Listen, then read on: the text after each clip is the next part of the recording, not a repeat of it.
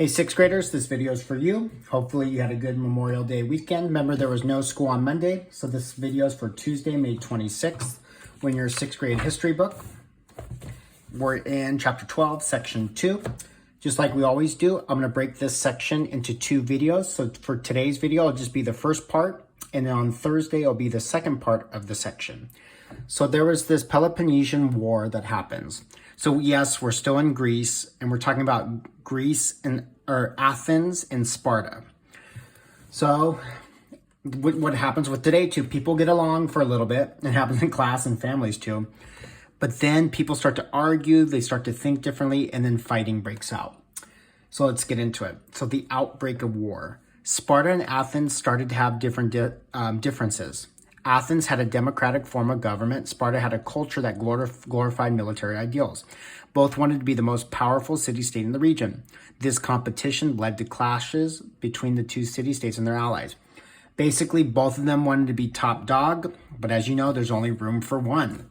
These are some of the ways that they fought. There wasn't just fighting with a sword, but some of the fightings were happening in the ocean, and these were the type of boats that they would use. I don't know if you can see this, but I think you can. These are what's called oars. So people had to row, like row your boat. They're actually, those are humans in the little windows, and they're having to row. Remember, there's no motors. If the boat moved, it had to be from wind or people rowing. So this is how Spartan Athens, not only with swords and with shields, like this guy here. They fought like that, and they fought like this too. Now, why did they go to war? What were the causes? Let's find out. So this is a Google Doc question. There was 3 main causes. Here's what they are.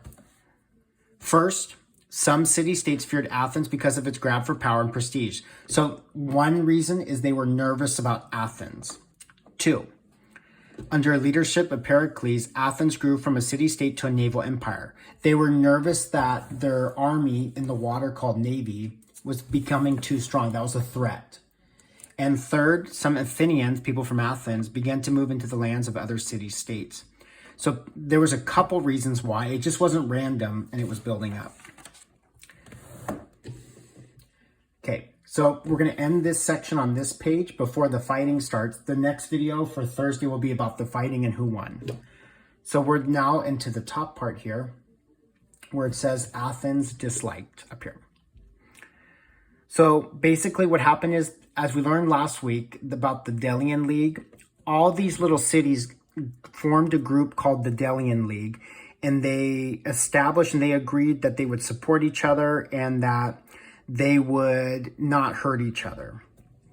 Well, as you know in history, that doesn't last very long.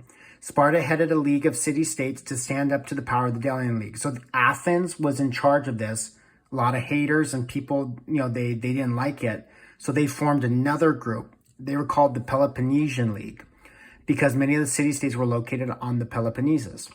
So finally, we're talking over 2,000 years ago, before the birth of Jesus even, in the year 431 BC, they declared war on Athens. And this war is called the Peloponnesian War.